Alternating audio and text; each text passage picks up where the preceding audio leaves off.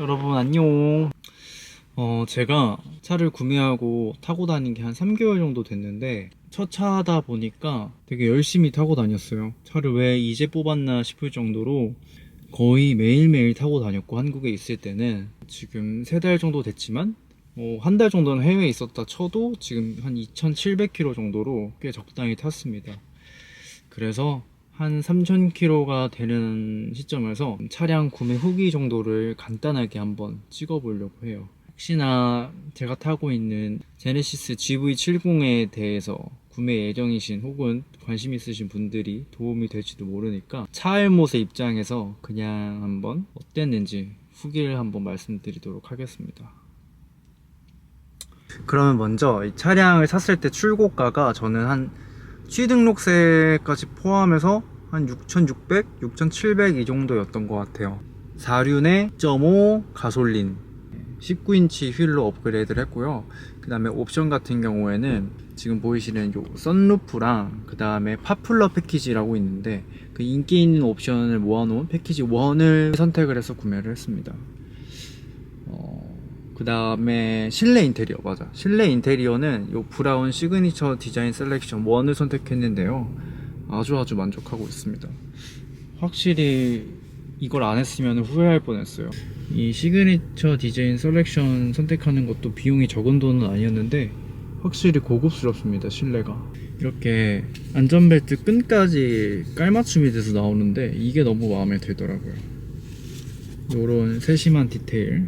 그 다음에 썬루프 옵션은 사실 운전할 때는 진짜 운전자 입장에서는 있으나 마나인 것 같긴 한데, 왜냐면 티가 잘 안 나요. 이렇게 저는 앞만 보고 옆에 보고 운전하다 보니까 이게 이렇게 있는 거를 크게 못 느끼는데, 차 안에서 무언가를 찍을 때 뒤에 막 하늘도 보이고 이게 뚫려 있는 개방감이 있을 때는 훨씬 차 안이 넓어 보이고 그림도 예쁘더라고요. 그리고 어쩌다가 뒷좌석에 친구들을 태우거나 할 때 뭐 기분 내기 좋다, 뭐 이왕이면은 뭐 다는 거를 추천을 해드리고 싶습니다. 이런 썬루프 같은 경우에는 처음에 차량 출고할 때 선택하지 않으면은 차후에 뭐 이렇게 다시 달 수가 없기 때문에 이왕이면은 선택하는 게 좋은 옵션이다 라고 생각을 합니다. 또 여러가지 옵션 중에서 고민했던 옵션이 2가지가 있었어요. 더 지금 추가한 거 외에 스피커 옵션이에요. 렉시콘이라고 그 150만원 정도를 더 주면은 업그레이드를 할 수 있었는데, 저는 순정으로 하긴 했지만 순정으로 음악을 들어도 충분히 좋은 것 같습니다. 노래를 하나 틀어볼게요. 잠깐 어떤 느낌인지. Girl, you're only making it worse. Love when you're happy, but now you need me so badly. It can't be serious. 어떠십니까 여러분? 꽤 빵빵하죠? 그래서 베이스도 빵빵 울리고 드라이브 할 때 충분히 좋습니다. 그래서 그 150만원짜리 옵션을 안 한 거를 크게 후회하지 않고, 제가 이건 넣었으면 좋았겠다 하는 옵션 중에 하나는 의외로 컨비니언스 패키지라고 이제 운전자 시트에 뭐 마사지하는 뭐 그런 에르고 뭐 그런 시트도 들어가고, 그 다음에 허벅지 부분에 다른 뭐 시트가 연장이 돼서 운전할 때 좀 더 편하다고 하는데, 확실히 운전을 오래 하거나 계속 차에 앉아 있으면은 막 이렇게 좀 불편해요. 막 허리도 아프고, 그래서 뭔가 운전자의 그런 편의를 생각해서 컨비니언스 패키지를 넣어서 시트 좌석을 좀 더 편하게 했다면 조금 덜 필요하지 않았을까 라는 생각이 들긴 됩니다. 그 다음에 제가 이 차를 이제 뽑기 전에 운전면허가 있었는데 너무나 장롱면허였어 가지고 사실 운전하는 것에 대한 두려움이 좀 있었거든요. 지금 3개월이 지난 시점에서는 뭐 큰 사고가 난 적이 없습니다. 네, 주차하다가 뭐 얇게 긁어먹은 정도는 있는데 어쨌든 이 차를 타면서 느꼈던 것 중에 하나가 그런 초보 운전자들을 위한 어떠한 그런 운전 편의 시스템이 잘 되어 있다라고 생각을 했어요. 근데 그것도 옵션에 포함이 되어 있어야지 그렇게 기능을 할 수 있었던 거더라고요. 그래서 드라이빙 어시스트 1이라고 이제 그 패키지에 들어가 있는 옵션 중에 하나인데, 이렇게 좁은 골목을 가거나 할 때 어라운드 뷰가 자동적으로 켜져요.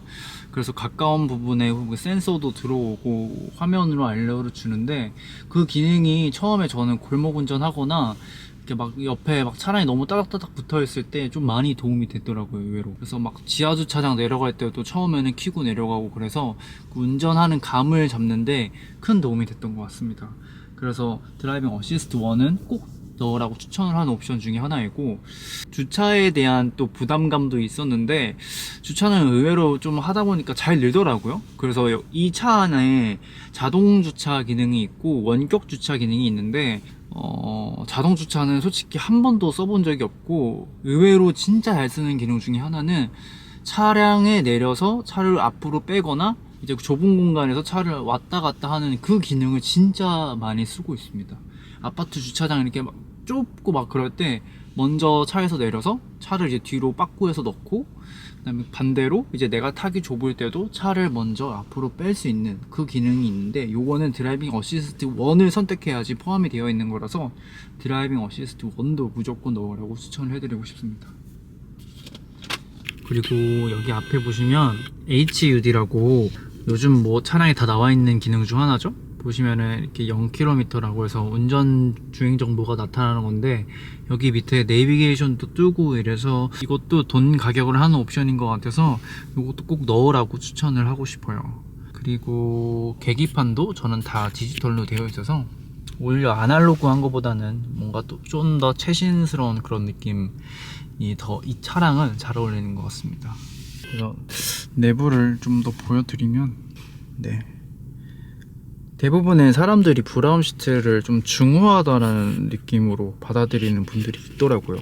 이제 제 차를 탔던 친구들이나 지인들을 보면은 이 실내 왜 이렇게 예뻐? 이런 반응이 대부분이었어요. 뒷좌석. 처음에는 이 차량이 저한테 너무 크면 어떡하지? 라는 생각이 있었는데, 막상 타다 보니까 적응을 했는지 크게 느껴지지 않고 오히려 작다고 느껴졌어요. 그래서 점점 큰 차를 가게 되는 이유가 바로 이런 데에 있는 건가 싶기도 하고, 또 한 가지 좋았던 점은 이 스크린이 엄청 길어요. 그래서 정보가 굉장히 많이 나오는데 이것도 의외로 또 아주 편리합니다. 이렇게 지도도 크게 나오면서 옆에 음악 정보도 같이 나오고 해서 굉장히 유용한 디스플레이다 라고 말씀드리고 싶습니다.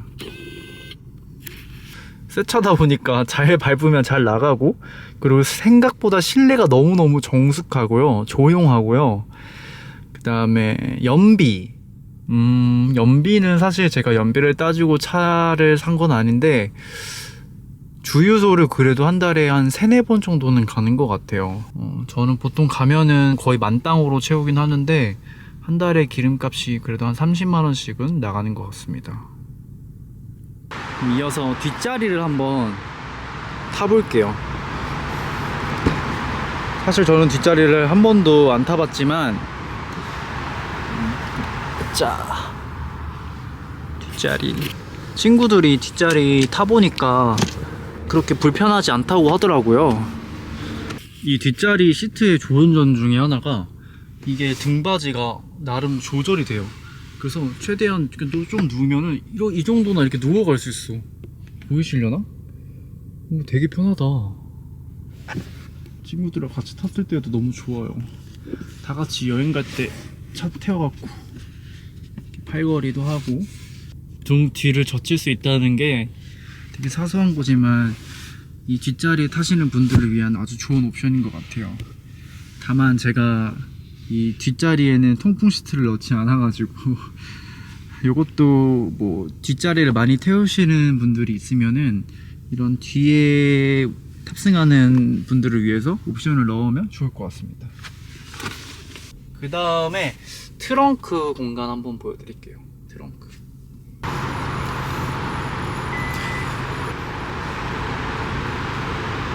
트렁크 공간은요,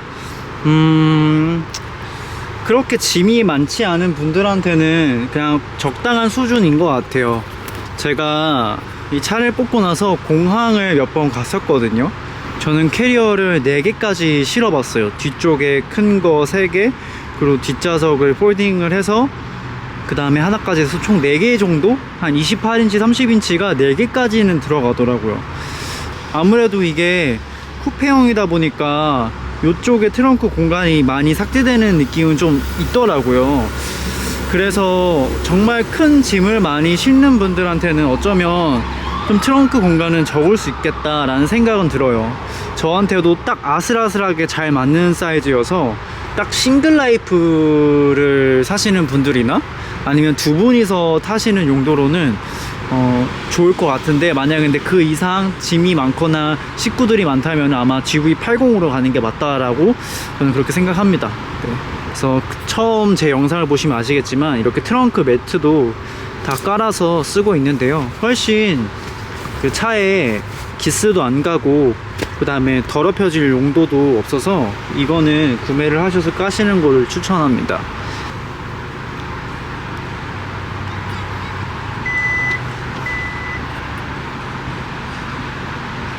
그 다음엔 제가 차량 구매용품을 구매했던 걸 좀 소개해 드리려고 하는데, 그 중에서 추천해 드리는 거 몇 가지만 퀵하게 알려드리도록 하겠습니다. 먼저 바로 이 핸드폰 충전기.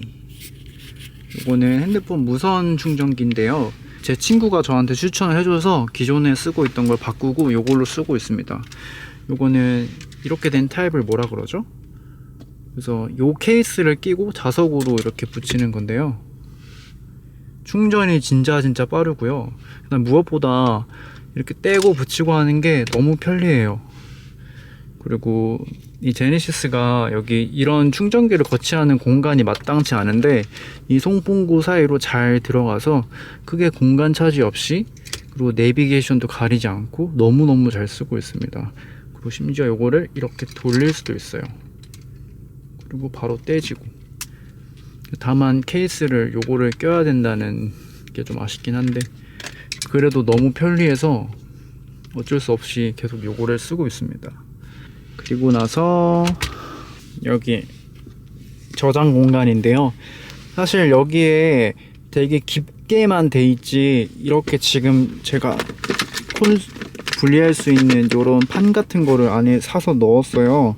이것도 제가 처음에 차량 구매할 때 찾아보니까 많이들 구매하신다고 하더라고요. 그래서 이런 콘솔 트레이를 샀는데, 이게 없으면은 그냥 이렇게 깊어요. 형태가 너무 쓸데없이 깊죠. 이렇게 콘솔 트레이를 사서 여기에 필요한 것들을 좀 넣고 다닙니다. 핸드크림이나 립밤, 그리고 미스트, 충전기 등 이렇게 넣고 잘 쓰고 있습니다. 그 다음에 너무너무 유용한 아이템 하나, 바로 이 안경 클립인데요, 제가 운전할 때 이제 안경도 종종 쓰거든요. 항상 안경을 여기다가 이렇게 거치를 해 놓는데 크게 걸리적거리지 않고 너무 편리합니다. 그리고 반대편에는 선글라스를 이렇게 놔뒀는데요, 옆자리 타시는 분들을 위한 선글라스, 젠틀몬스터 거 이렇게 하나 놔뒀습니다. 그리고 또 추천하는 아이템 하나, 바로 요 목 쿠션. 최근에 레오제이 형이 제 차를 탔다가 이 쿠션 너무 좋다고 손민수에 갔어요. 그래서 이게 목도 보호를 해주면서 운전할 때 목이 너무 아픈 거예요. 근데 이 쿠션을 달고 나서부터 운전하는 게 조금 더 편리해졌습니다. 이렇게 딱 운전하고 있을 때 얘가 목 뒤에를 이렇게 딱 받쳐주고 있어서 아주 좋아요. 그 다음에 구매했던 것들은 뭐가 있으려나? 그 다음 요거 커버. 요거 커버도 아주 유용해요. 원래는 이게 밑문이 요 플레인으로 되어 있는 갈색인데, 지금 보시면 이렇게 물방울로 모양이 있잖아요. 이게 엄청 폭신폭신해요. 운전하다가 이렇게 팔꿈치 대가지고 한 손으로 운전할 때 이 팔꿈치가 폭신폭신해서 너무너무 편리해요. 이것도. 그래서 이것도 차량도 기스 안 나게 깨끗하게 보호하면서 폭신폭신 해가지고 되게 유용합니다. 그리고 진짜 마지막, 바로 요거 안전벨트 사이에 이 틈새 쿠션. 여러분 그 차 아시죠? 차에서 핸드폰 떨기면은 막 어디로 갔는지 못 찾는 거, 그런 거를 방지하고자 이렇게 안전벨트 고리에다가 틈새 쿠션을 넣는 거예요. 이 틈새 쿠션을 이렇게 안전벨트 쪽에다가 이렇게 고리로 끼워가지고 이 사이에다가 이 쿠션을 탁 넣는 겁니다. 그러면은 이렇게 핸드폰을 막 이렇게 하다가 떨겨 안 들어가, 여기에 이 옆으로. 물건이나 동전 빠질 염려도 없고, 그 다음에 여기에 먼지 같은 것도 안 들어가게 막아줘서 이거 양옆으로 저는 운전자석이랑 조수석까지 다 끼워놨습니다. 조수석 타는 애들이 제일 유용해 하더라고요. 야 이거 뭐냐고 막 완전 편리하다고. 그래서 요거까지. 그래서 일단은 차량 구매한 거는 정말 200% 만족을 하고요. 돈을 더 많이 벌어서 더 위에 좋은 차량을 차면 좋겠지만 뭔가 크게 욕심 안 부리고 이 제네시스를 구매하길 잘했다고 생각을 하고 있습니다.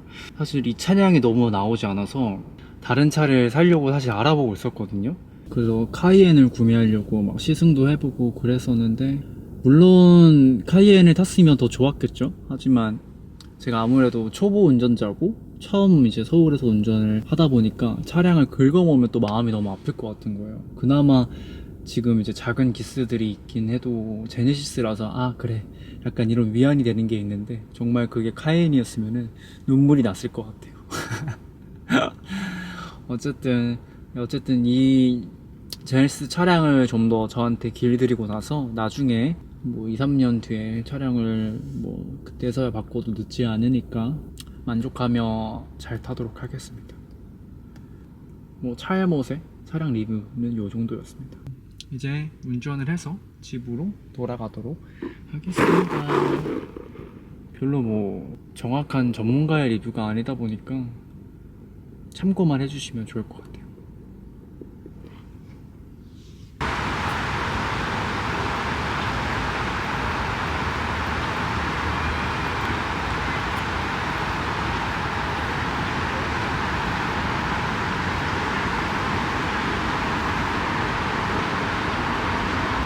원격 주차하는 그 기능을 한번 보여드릴게요.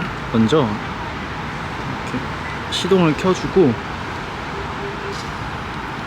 차키에 보면은 키가 이게 앞으로 가는 전진 버튼이 있어요. 그래서 요거를 이렇게 누르잖아요. 그러면 차가 조금씩 앞으로 나옵니다. 오, 이 기능이 진짜 유용해요. 이거랑 반대로 뒤로 누를 때 이렇게 먼저 내리고 주차할 때 이렇게 뒤에다가 주차선에 맞춰서 딱 넣으면 됩니다. 만약에 앞에 사람이 있거나 물체가 있으면 자동으로 또 멈춰요. 생각보다 똑똑하더라고요. 이제 이것까지 보여드렸으니까 집에 가야겠다. 후.